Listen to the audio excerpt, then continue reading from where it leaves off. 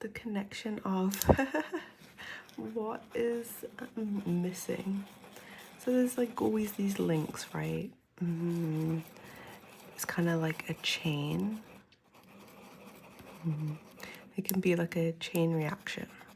Okay, so one thing leads to the next, that leads to the next, that leads to the next. But if you're missing a link and you're missing, let's say this, and maybe you bring in a false link, what do you think this does to the way that you're processing things or the way that you're connecting to them? Now, not everything has to be the same shape and size. Everything comes in different packages, but it's important for you. Where are you? Let's pick you here. It's important for you to be able to recognize what is part of your link. Or maybe you've had to take a detour to get there. That's okay. Maybe you'll find it further down. That's also okay. But it's always important to come back and connect to what is actually for you. Because if you have this shape, then it's really hard to move on to the next link. It's like as I said, the chain reaction. I'm thinking I'm stuck in the middle of a chain reaction. So we want to make sure it's a good chain reaction, something that's aligned, something that feels good for us. So if there is feeling like there's a missing link or something's not feeling truly aligned, you have to figure out what it is. It's like you just reverse engineer it. Okay, you go back. Hey, what did I do? You think about the steps that you took that week or that day, that minute, that second that didn't feel aligned, that felt like an odd job, an odd thing that happened. And sometimes these things can still turn into being a link in the reaction, or it just connects at a different point. But it's important to reflect on what is going on. This is something that can really help with how you move forward with whatever you're trying to, let's say, achieve, like just who you are as a person, right? Because it's when we disconnect from our own chains. Say we're on someone else's chain. We're on this, what's this, a trapezius? I don't know, the like slanty square. If you're on someone else's, one, it's never going to be as full as your true expression, right? It's not going to be as pronounced because it's not your true thing, and it's also not aligned to you, so it's never going to feel right. And this makes you as a person not you. If you're always following other things, other identities, other ways of being. Now, of course, there's going to be elements of this, right? You're not always going to be doing things you want as part of the experience and learning, but it's learning to decipher what you actually like, what you do want to absorb into your expression and make it more solidified, right?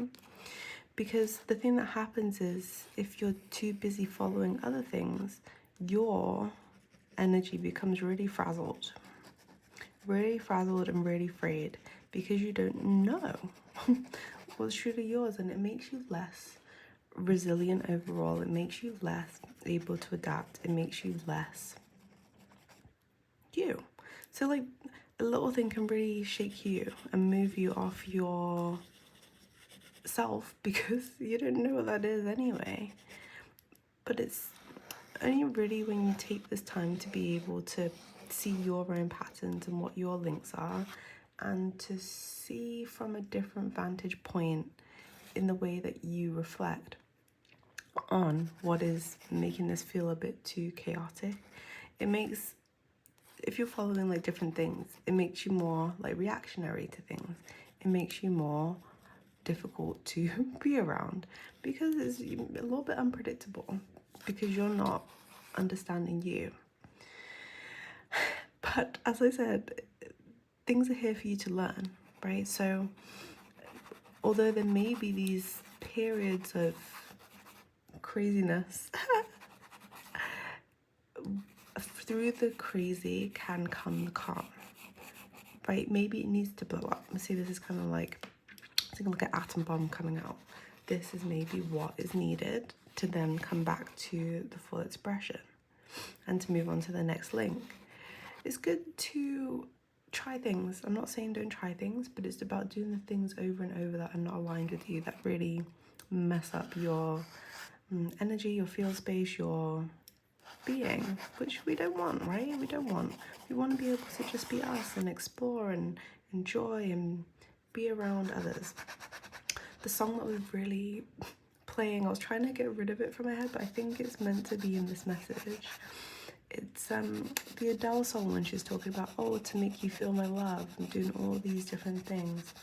And the thing is, if you're amplifying this energy of doing it for, say, someone else, it adds to this chaos, because the energy you're putting out is not coming from a point of connection and love to you. It's just everything's for everyone else.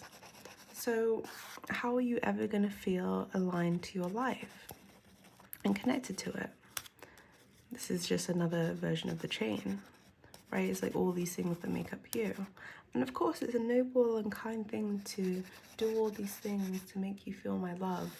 But it can be this black hole. Because if you're trying to do it for other people to make them feel something, first of all, you can never control how other people feel.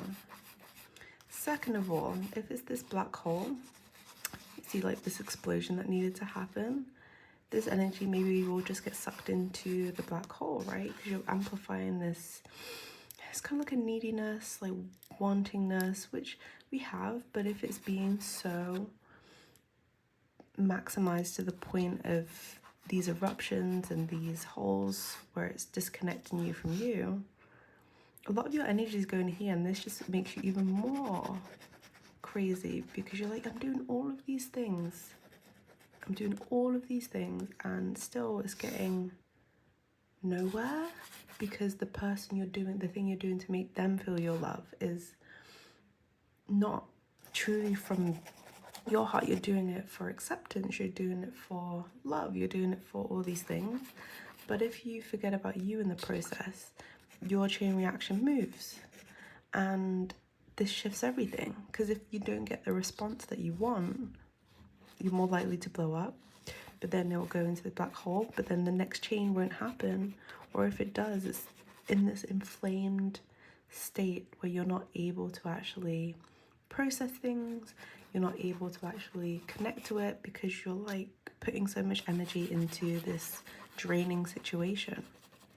And as I said, it's a kind thing to do, but you really have to understand that you can't control how other people see things or receive things, right? The only thing you control is you. So if things come from like a truly loving place, if you're, putting yourself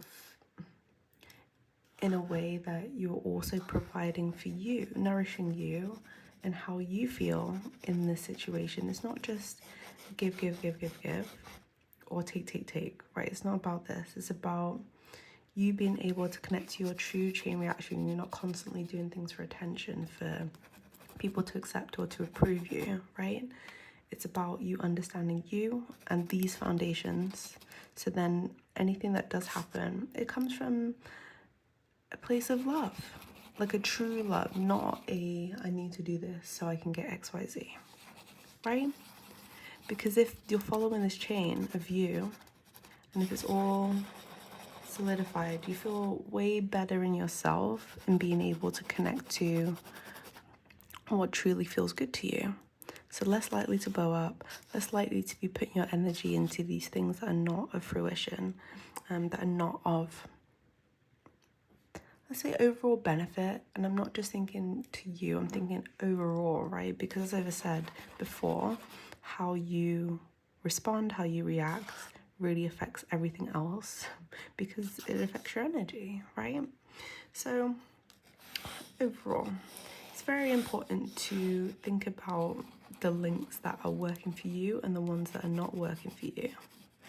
Because there's going to be things where maybe, your shapes change over time, and that's like also a beautiful thing, right? Because you learn maybe what's your shape. What do you fit into a bit more, and what do you enjoy? and it's not an overnight process. You just really have to reverse engineer what you have kind of known and what you truly feel inside yourself.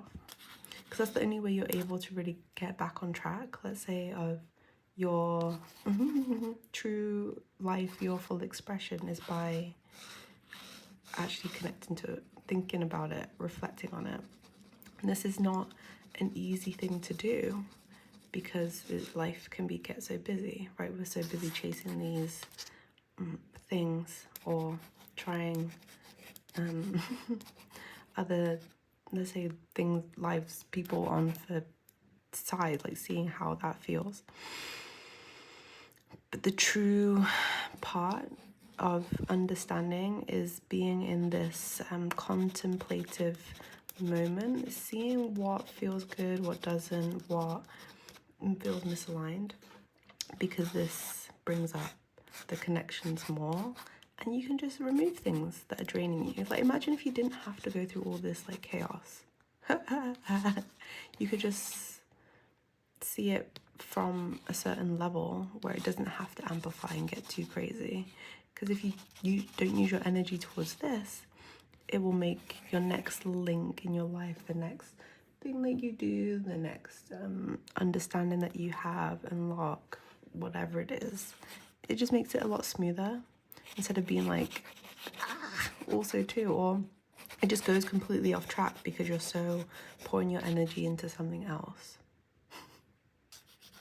Overall, it's important to listen to you and to understand you more than anything else, because this relationship you have with yourself is the thing that's going to be given to others. And you may not be aware of it, so make the time to have more connection and awareness to what is going on with you.